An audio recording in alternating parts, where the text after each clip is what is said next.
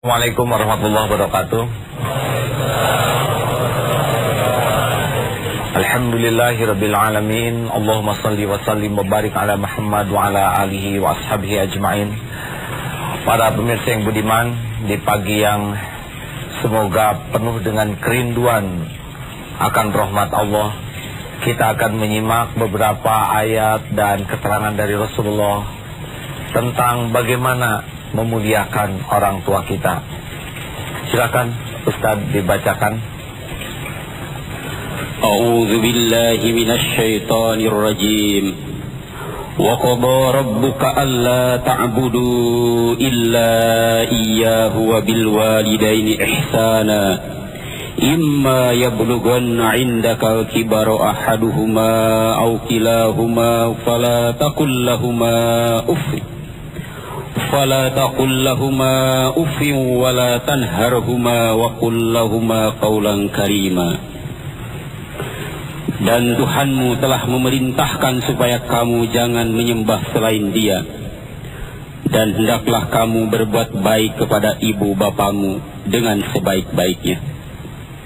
Jika salah seorang di antara keduanya atau kedua-duanya sampai berumur lanjut dalam pemeliharaanmu, maka sekali-kali janganlah kamu mengatakan kepada keduanya perkataan dan janganlah kamu membentak mereka, dan ucapkanlah kepada mereka perkataan yang mulia.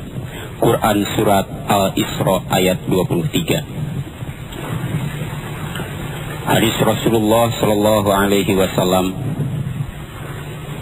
yang diriwayatkan oleh Al-Bukhari dan Muslim. An Abi Hurairah radhiyallahu anhu qala jaa rajulun ila Rasulillah sallallahu alaihi wasallam faqala ya Rasulullah man ahaqqu bi husni sahabati qala ummuka qala thumma man qala ummuka qala thumma man qala ummuka qala thumma man qala abuka. Dari Abi Hurairah radhiyallahu an, dia berkata, ada datang kepada Rasulullah sallallahu alaihi wasallam seorang laki-laki lalu bertanya, wahai Rasulullah, siapakah yang lebih berhak saya pergauli dengan baik? Beliau menjawab, ibumu. Dia bertanya lagi, kemudian siapa? Beliau menjawab, ibumu. Dia bertanya lagi, kemudian siapa? Ibumu. Dia bertanya lagi, kemudian siapa? Beliau menjawab, ayahmu. Hadis riwayat Bukhari dan Muslim.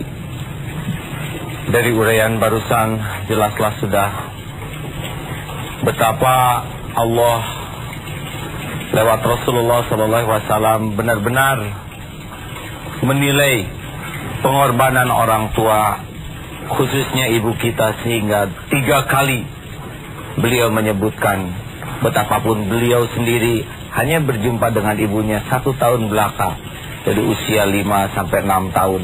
Tapi beliau begitu mengajarkan penghormatan kepada ibunya, ibunda kita semua. Pernah ada seorang anak yang mengeluh tentang perbuatan ibunya. Dia mengatakan, ibu saya ini orangnya kuno, orang kurang pendidikan.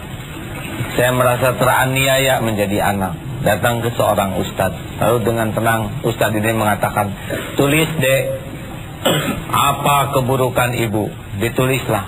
Ibu ini pemarah, ibu ini kurang perhatian, pelit, ibu ini orang yang suka mendendam.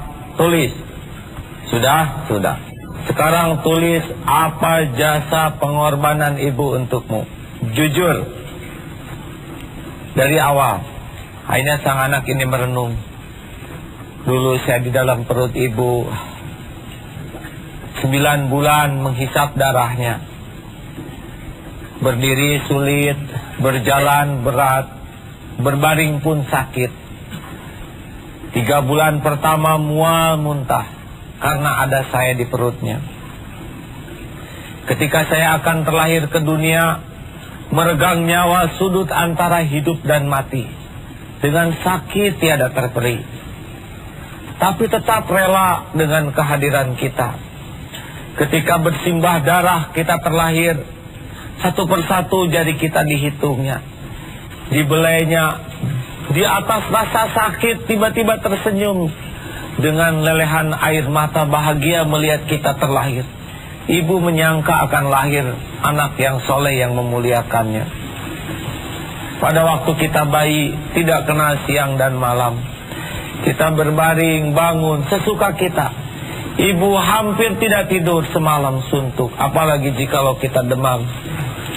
Rasanya tidak rela satu ekor nyamuk pun menggigit tubuh kita. Ketika kita mulai kecil, mulai nakal, ibu bahagia memamerkan diri kita kepada tetangganya walaupun begitu merepotkan. Berhutang sana sini agar kita punya sepatu, agar kita berpakaian layak. Ketika menjelang sekolah, ibu dan ayah bersungguh-sungguh membanting tulang mencari nafkah agar kita bisa bersekolah seperti anak-anak yang lain. Walaupun harus menahan lapar, puas asal kita bisa makan dengan kenyang. Semakin lama kita semakin besar. Mata jadi sering sinis kepada orang tua kita. Kata-kata seakan seperti pisau yang sering mengiris hatinya. Terkadang pintu dibanting atau menyuruh kepada seperti pesuruh kepada orang yang tidak layak dihormati.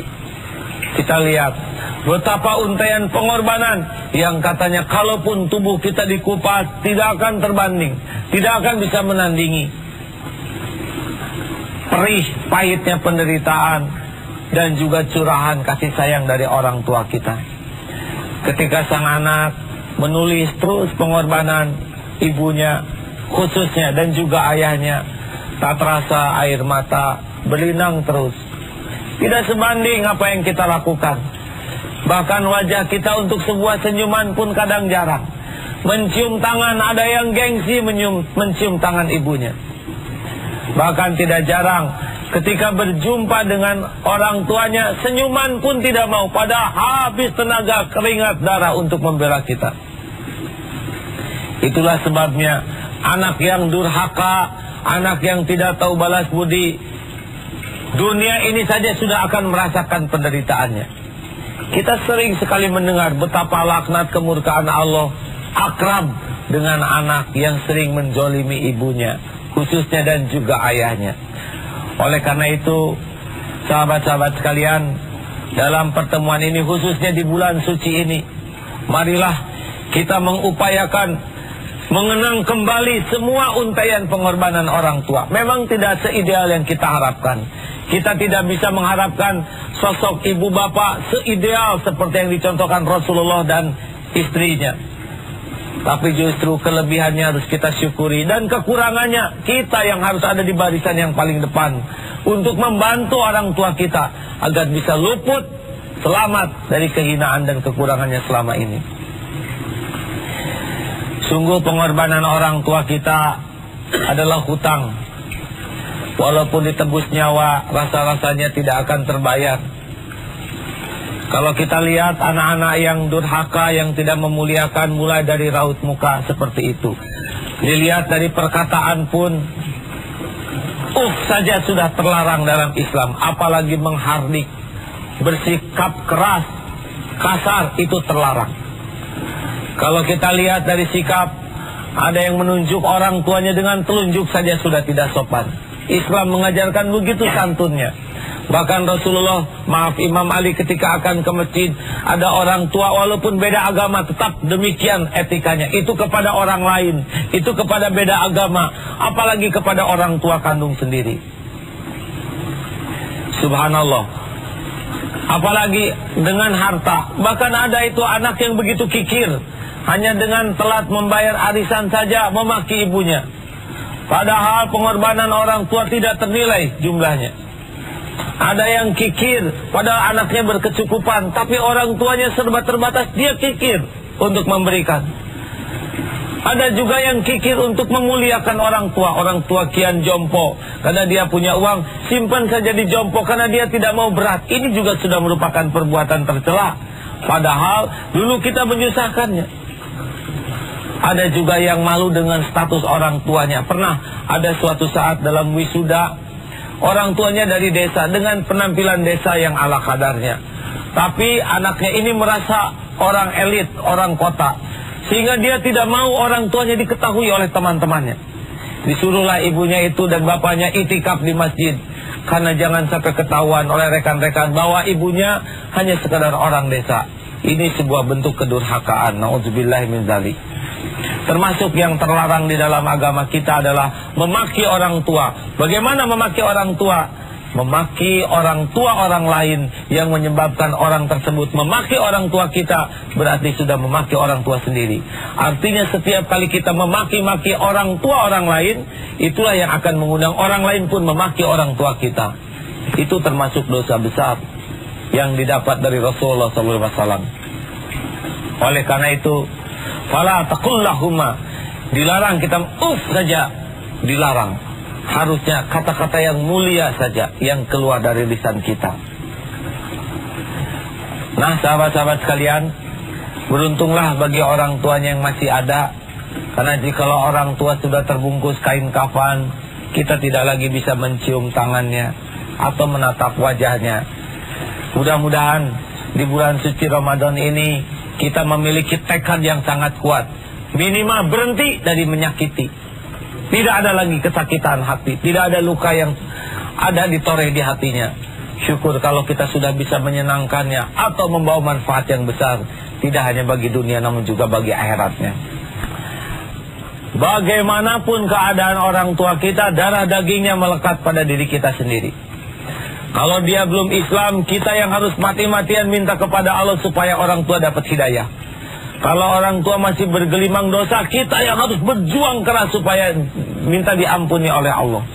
Kalau belum taat, kita yang harus membuktikan bahwa saya ini kenal agama nih, begini akhlak jadi baik. Pernah ada seorang ayah yang jauh suka judi dan sebagainya, tapi anak ini anak bungsu SMP ini begitu soleh. Allah lah yang memberi hidayah. Mungkin doa dari nenek-neneknya, nenek kakeknya, kakak-kakaknya belum soleh.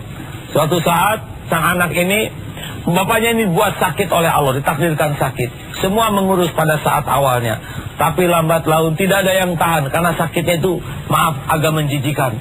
Tapi si anak ini begitu sabar. Yang asalnya disisihkan, lalu bapaknya bertanya, kenapa kamu masih mau nungguin bapak? Pak, karena inilah yang diajarkan oleh Islam, memuliakan orang tua. Apakah seperti ini yang namanya anak soleh? Oh belum, Pak. Anak yang soleh itu lebih jauh. Saya hanya baru belajar saja untuk berbakti. Bapaknya berlinang air mata, dipeluk anaknya dan syahadat bapaknya pada waktu itu. Memang keinginan keras agar orang tua kita selamat itu akan menghilangkan kebencian. Baik, kita tutup dengan doa. Allahumma sholli ala Muhammad wa ala alihi wa sahbihi ajma'in. Alhamdulillah ya Allah. Allahumma ighfir lana wa li walidayna warhamhuma kama rabbayana shighara. Ya Allah, ampuni seluruh perilaku kami kepada ibu bapak kami. Ampuni jikalau sorot mata kami pernah melukai hati. Ampuni jikalau tutur kata kami pernah mencabik-cabik perasaannya. Ampuni jikalau kami selama ini mengabaikan dan tiada tahu balas budi. Ya Allah, ampuni dan selamatkan ibu bapak kami. Karuniakan sisa umur yang selalu dekat denganmu. Lapangkan dari segala kesempitannya ya Allah. Jadikan menjadi hamba yang kau sayangi. Jadikan akhir hayatnya husnul khatimah ya Allah. Lindungi dari fitnah kubur. Mudahkan yaumal hisab. Dan golongkan orang tua kami menjadi ahli surgamu.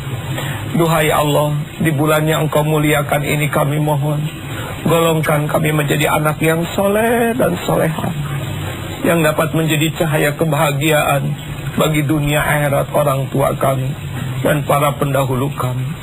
Rabbana atina fid dunya hasanah wa fil akhirati hasanah wa qina azabannar. Subhana rabbika rabbil izzati amma yasifun wa salamun alal mursalin. Para pemirsa yang budiman, bertekadlah tiada lagi kita nodai bulan suci ini dengan perilaku yang durhaka terhadap kedua orang tua kita. Selamat menikmati keindahan hidup menjadi anak yang soleh dan solehah. Assalamualaikum warahmatullahi wabarakatuh.